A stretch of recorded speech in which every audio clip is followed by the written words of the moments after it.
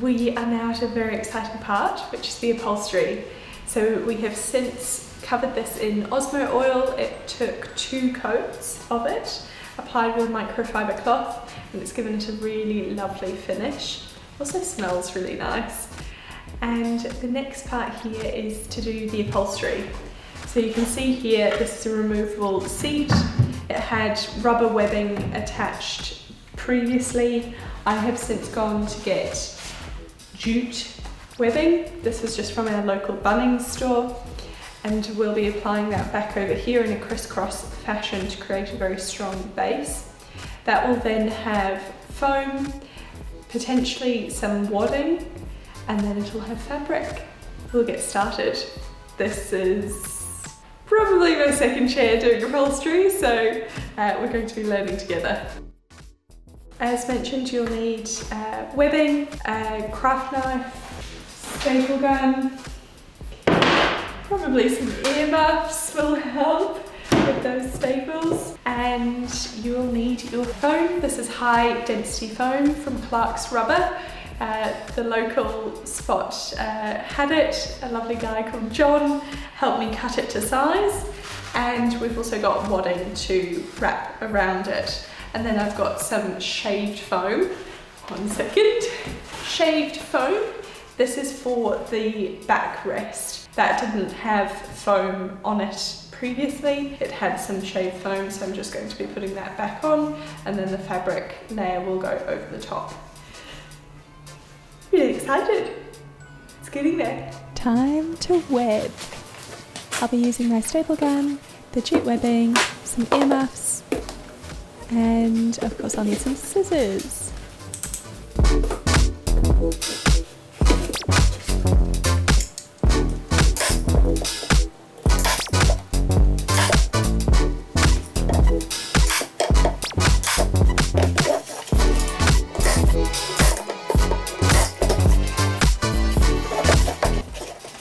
I wanted to pull this really taut, as you can see here, as I didn't want too much slack in the jute webbing.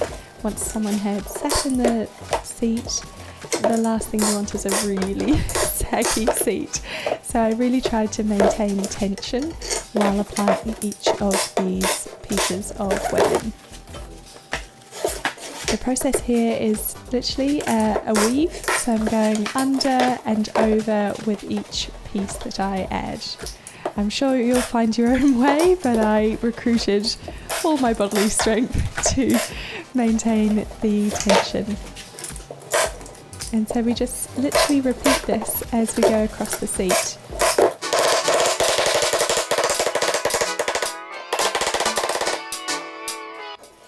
I think I might need to invest in a smaller staple gun for myself. I actually found this one quite hard to squeeze, which ended up resulting in quite a bit of hammering, as you can see, because I couldn't quite get the pressure of the staples through. It might also be the length of the staples too, but something for you to look into. There you go, you can see that lovely weave coming together. And it's done. So we'll be adding the foam in here, and the wadding is going over the top. I was just making sure I lined everything up nicely and checking that it's going to fold over to the wood frame, and then going in with the staple gun. I didn't want to have too much of this wadding under the actual seat because I still wanted it to sit flush with the original position, and I felt like if I built up the wooden underlayer too much, it would have sat a lot higher. It also would have been a little bit harder to drill back in. So basically kept going on here, and I just cut out right angles to allow for nice sealed corners there, as you can see.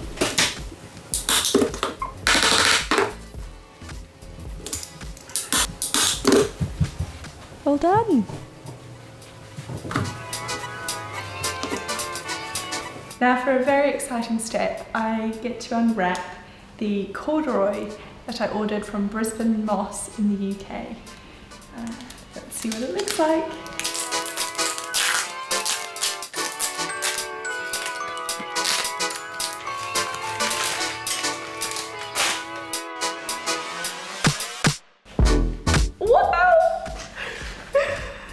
Oh, that is so nice. Wow. Nice and thick too. Yeah, so it's 100% cotton corduroy and it is in dark olive. Oh, that is just luscious, isn't it?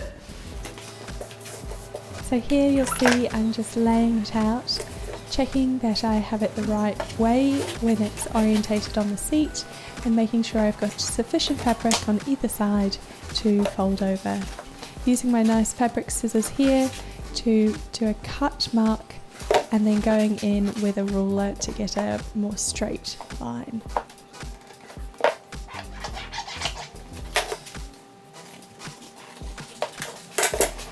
Due to the price of this fabric, I definitely measured twice in the attempt to only cut once.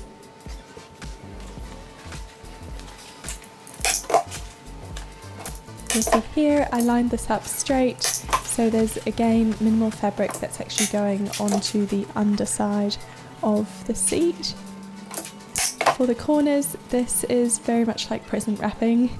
You're wanting to get a really nice hospital bed corner on each of the corners. I really got on the roll here. For your benefit, I have definitely sped this up. There was a lot of umming and ahhing, going back and forth. I also would encourage you, don't be afraid to go back on your work. There were so many cases where I felt like it wasn't taut enough or it started to get ruckles, and so I actually went in with pliers and pulled out staples, as you can see here. So it was really important to really tuck the fabric in on those corners to get a lovely smooth, oh look at that, happy. Now for doing the backrest. So like I said, this is the shaved foam. It's quite a bit thinner to deal with, and I just wanted to do a very simple thin layer all over before applying fabric over the top.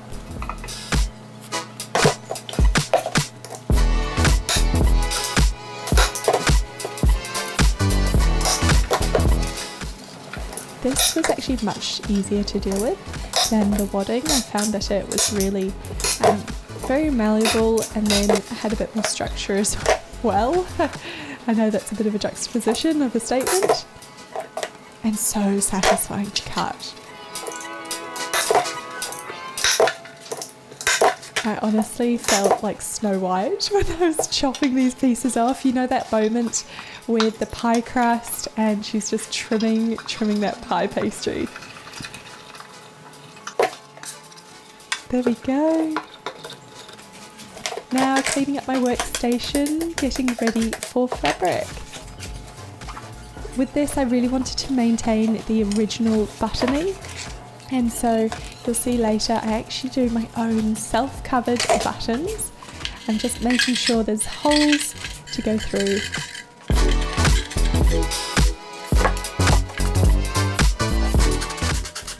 I'm cleaning it really well here because I didn't want any of the cuttings to make that bumpy on the surface. A lot of thinking went into this. I cut out so much of me just standing, staring, thinking how this should fold and what the order would be to best cover it. And you can see there, I was just checking that if I smooth it down, it's going to have sufficient fabric to do that curve. If you love present wrapping, this is for you. So I decided to make my own buttons. I used these self-cover ones from Spotlight, and some offcuts of the fabric went into these pushed little buttons.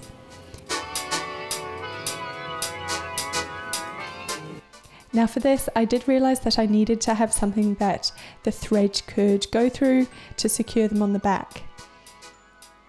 And so I just used some cardboard cutouts because I wanted it pretty thin and minimal, and it didn't really matter what it was because it wasn't going to be seen, it just needed to be secure.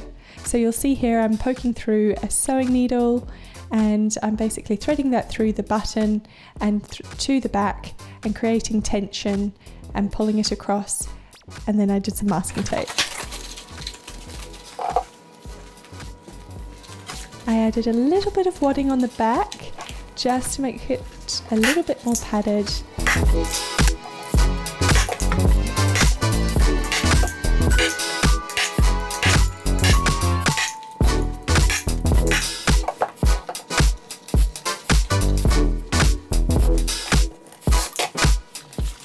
And then it was time to close it all up. So you'll see here I'm really putting tension on the back because it's a straight back, so to speak. It was very possible to get it really well tensioned, but I did create some puckles, and so I went back and pulled it out and did it again. On the parts that you are going to see, I decided not to use staples and instead used upholstery tacks. Look at this. Old school.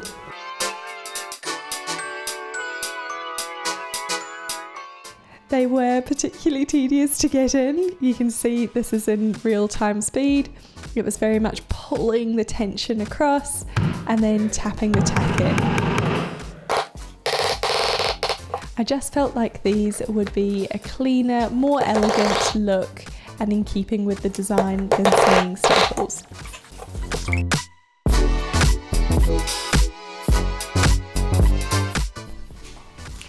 After much upholstery, it is now time to put it together. This is probably my favourite part.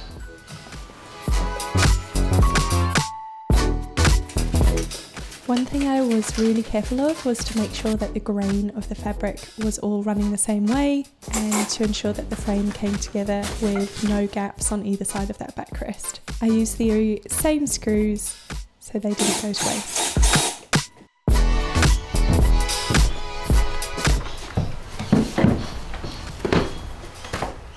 And we're here. I'm so happy with this project. This was something that was roadside rescue, something that had been well loved by what looked like a little dog, or a large dog. Speaking of that, come on up. Sit on here, be careful. Well loved by a dog and has since been turned into a very luxurious chair that would be very comfortable in a corner of a bedroom, part of a dining room chair set. Any occasional chair. It's just such a lovely comfy spot now. So having filled it with high density foam, it's very comfortable to sit on. Oh. As you can see, he's getting rather comfortable. One of my favourite things on this journey has been doing the self-covered buttons, this detail on the back here. I just think that really heightens the chair and is such an awesome thing to learn. I've never done it before, it's very straightforward. You've seen the process all along. I really encourage you to do the same. Find something that needs a new home, new lease on life, and I hope some of the tips and tricks that I shared along this journey will be helpful to you. Thank you for listening, and if you'd like to see more, please subscribe. See you in the next one. Right. Quite the cuddler. Can you hop off? Oh. You just need some time. You do.